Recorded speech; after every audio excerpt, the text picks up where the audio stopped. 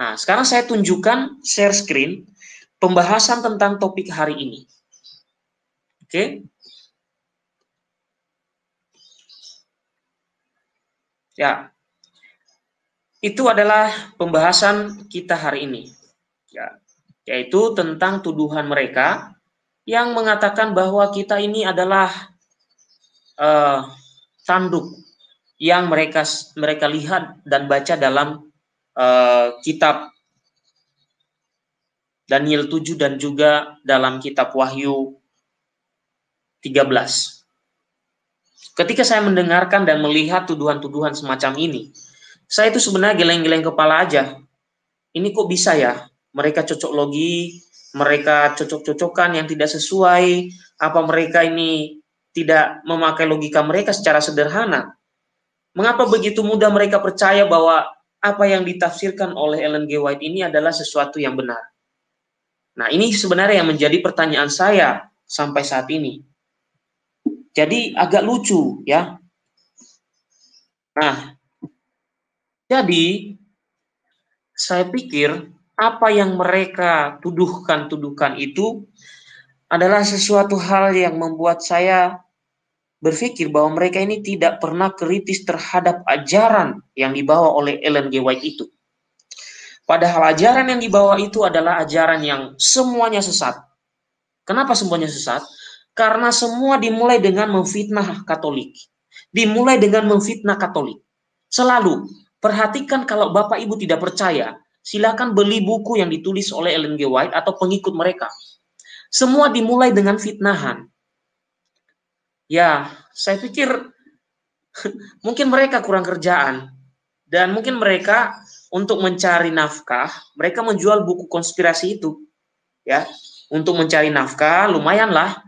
Kan mereka jual ke umatnya, pasti kan ya harganya kan bisa dibilang lumayan harganya kan. Buat beli makanan setiap hari kan begitu kira-kira ya.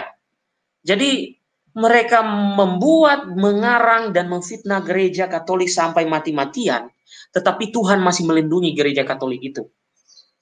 Dan saya meyakini kalian menghina terus-menerus tidak akan dan tidak akan hancur.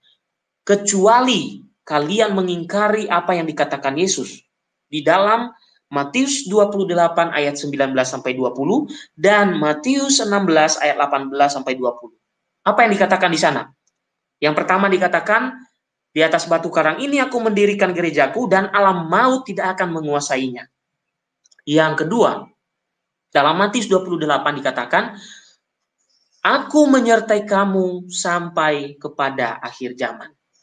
Ya, perhatikan itu. Kalau Anda mengingkari perkataan Yesus itu, maka Anda dapat berbangga diri karena Anda memfitnah itu, nanti suatu saat gereja Katolik akan hancur. Ya, jangan pikir dengan fitnahan Anda itu nanti kami akan hancur. Ya mungkin saja Anda berpikir itu, berarti dengan demikian Anda membantah semua apa yang dijanjikan oleh Yesus terhadap gereja Katolik.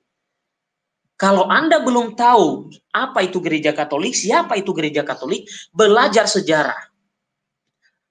Ada satu tokoh yang mengatakan, setelah Anda mengetahui sejarah, maka Anda akan meninggalkan aliran Anda dan akan masuk ke dalam gereja Katolik. Dan seorang uskup juga mengatakan, yang berasal dari saya kurang tahu, tapi saya hafal omongannya, ya agak lupa ya. Dia mengatakan seperti ini, banyak orang membenci gereja Katolik bukan karena sesuatu yang dia tahu tentang gereja Katolik, tetapi karena sesuatu yang dia tidak tahu. Makanya dia membenci. Kan aneh kan, membenci tapi tidak tahu apa-apa. Ya, membenci tidak tahu apa-apa. Kan aneh. Iya kan? Dan saya mau mengatakan, yang membenci gereja Katolik itulah sesungguhnya antikristus. Kenapa? Dari gereja Katolik lah harusnya mereka tahu bagaimana seharusnya menjadi seorang Kristiani. Kenapa? Perhatikan kami dan gereja Katolik. Kami itu cool orangnya, cool. Bukan orang bodoh, tapi cool. Dituduh ini, dituduh itu, ya biasa aja. Ya kan? Tetapi di zaman keterbukaan itu ini bukan biasa lagi menurut kami. Makanya salah satunya saya selalu menanggapi ini. Ya, sudah cukup coolnya. Sekarang harus ditunjukkan kebenarannya. Dan saya yakin kalau Anda menonton nanti pembahasan ini, saya mengajak Anda semua pengikut Advent, silakan Anda merenungkan tuduhan-tuduhan Ellen G. White yang Anda pandang sebagai nabi itu. Ternyata dia itu tidak tahu tafsir kitab suci. Ternyata dia itu mencocok logikan dan dia itu hanya mengambil secuil-secuil. Ya, jadi dia itu mengajarkan yang dia maunya saja, ya kan? Yang dia sukai saja yang dia ceritakan, yang tidak dia sukai ya dia biarkan aja, ya kan? Oke. Daniel 7 ayat 1 sampai 28 dan Wahyu 13 ayat 18, tetapi nanti saya akan melihat satu persatu ayatnya. Oke ya. Jadi tulisan ini Bapak Ibu sudah ada di dalam website katolisitas.org, tetapi mungkin Bapak Ibu untuk mencarinya itu agak sulit ya. Jadi tidak menemukan ketika mencari di Google penjelasannya. Saya juga mencarinya agak cukup lama. Kemudian saya juga perbandingkan dengan yang ditulis dalam bentuk bahasa Inggris ya. Dan akhirnya saya kombinasi dan akhirnya jadilah presentasi kali ini. Oke, saya lanjutkan. Kita mulai dari Wahyu 13. Oke, Wahyu 13. Nah, dalam Wahyu 13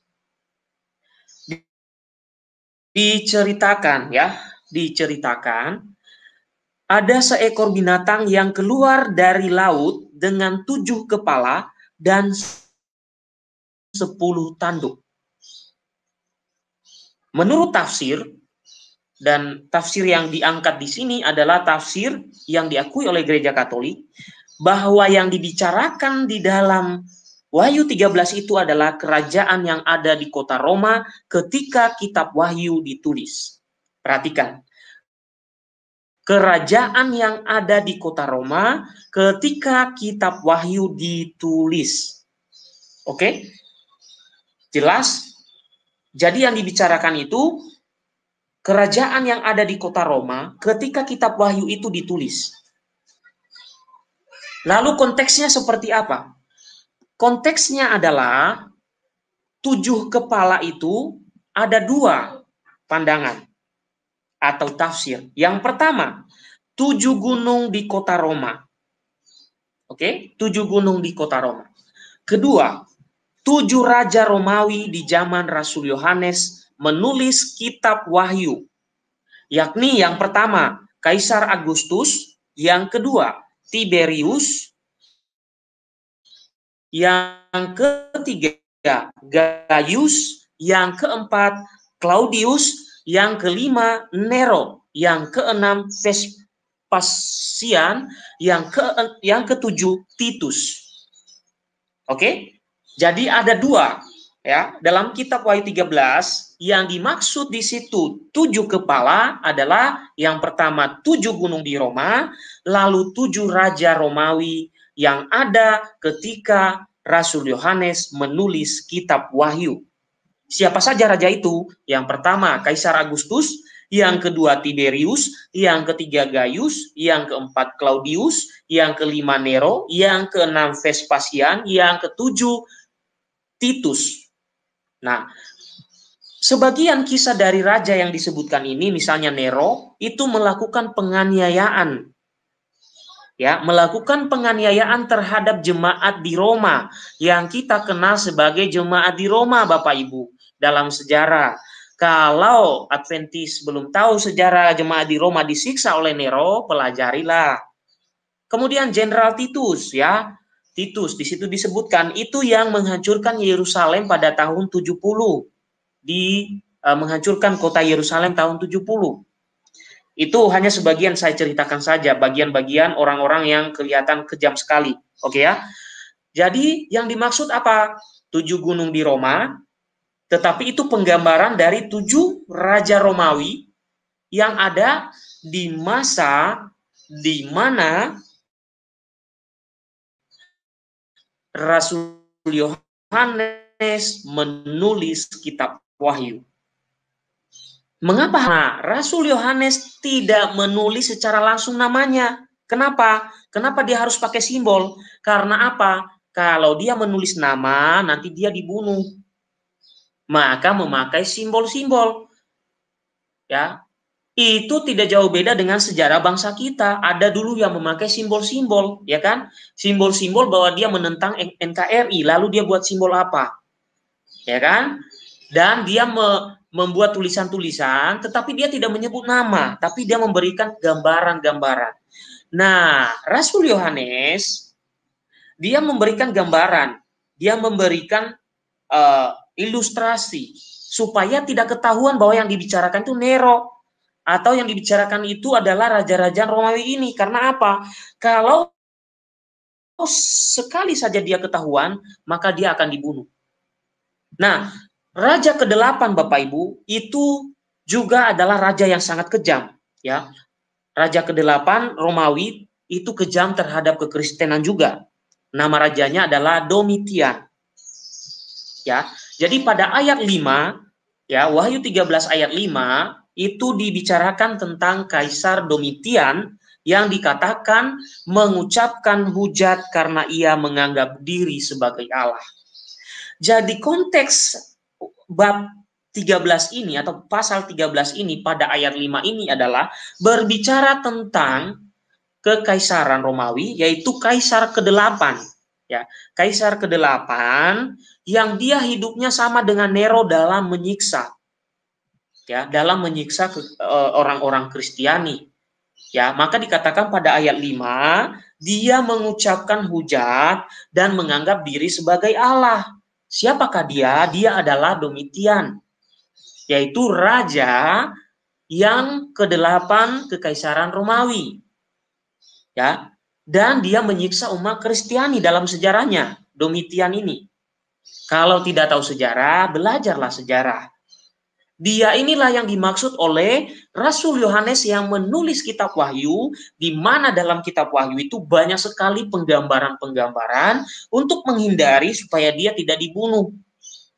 Dan makanya kita kenal Rasul Yohanes itu paling tua ketika dia meninggal, yaitu sekitar umur 96 tahun. Dan jemaat perdana ini paling tahu tentang simbol-simbol ini. Makanya tidak heran sampai sekarang gereja Katolik paling tahu tentang ini. Kalau gereja yang hadir kemarin sore, ya mereka kan menafsirkan sesuka hati mereka. Mereka tidak tahu konteks dan sejarahnya. Padahal kitab Wahyu itu berisi tentang konteks yang terjadi di zaman Rasul Yohanes.